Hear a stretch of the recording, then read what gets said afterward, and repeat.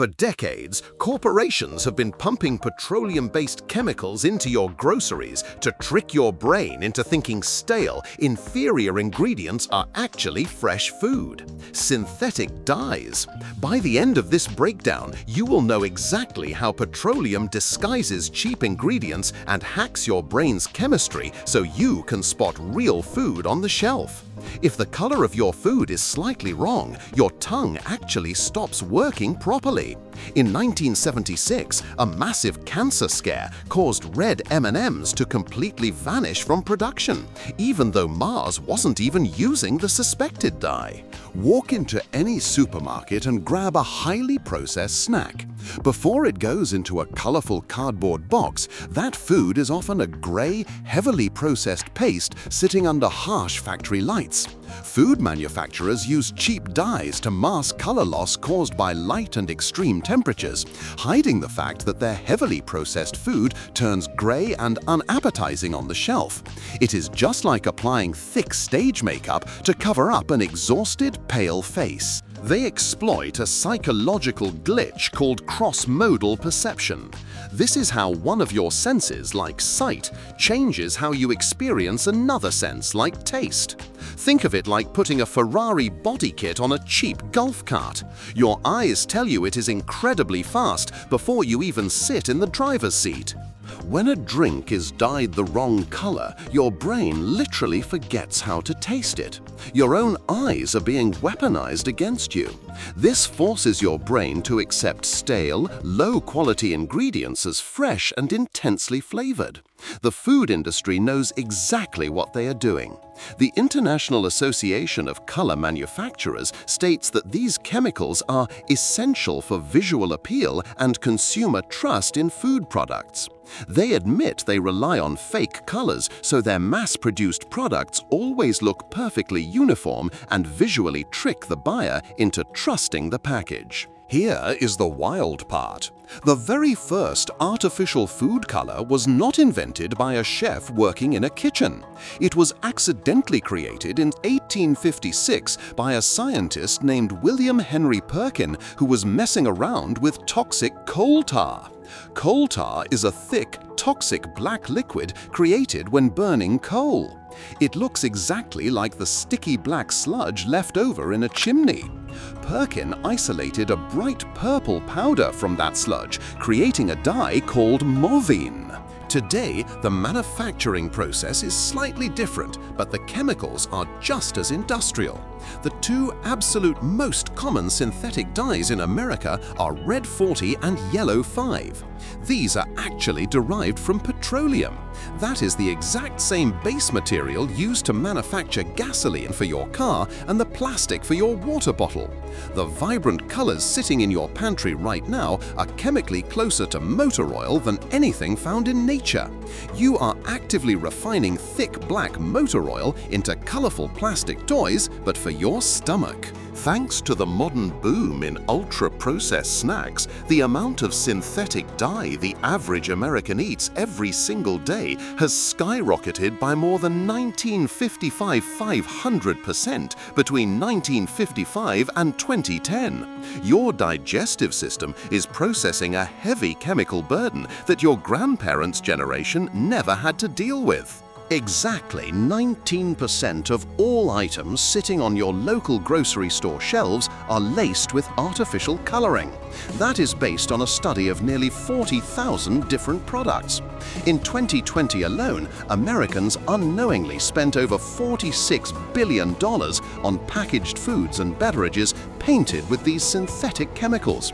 You are constantly paying a premium for unnecessary cosmetic chemicals disguised as food. Artificial coloring is a massive red flag for hidden junk.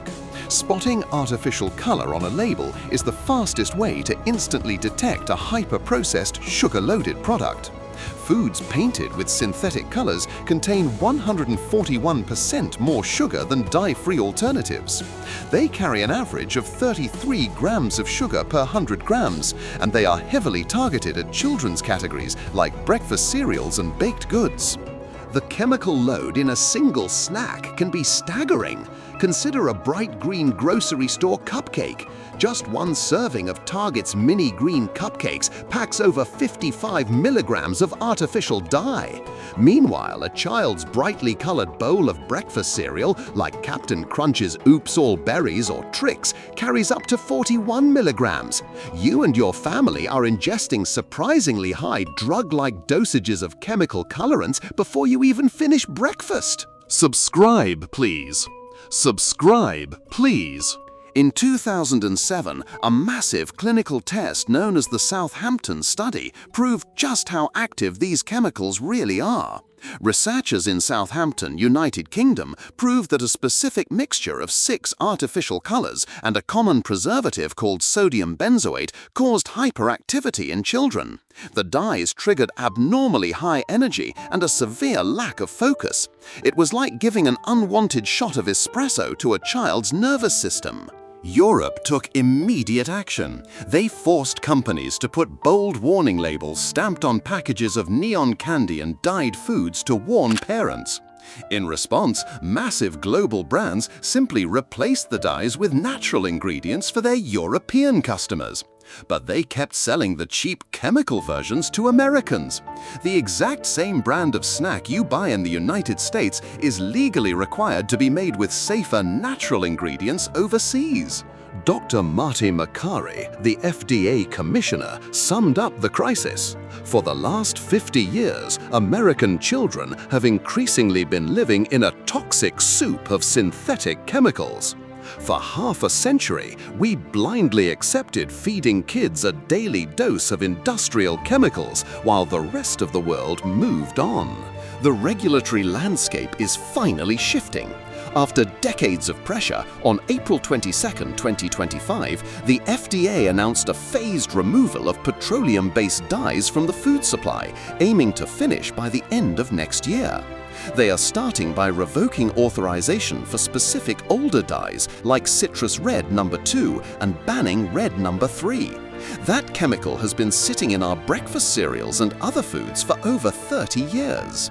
This means the familiar products on your shelf are about to undergo a massive, forced recipe change. Brands can no longer hide behind cheap petroleum.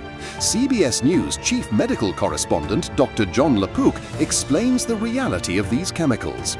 There have been some safety issues that have been raised, and you have to remember there's no known nutritional value to these additives, these food dyes. So you want to be safe, not sorry.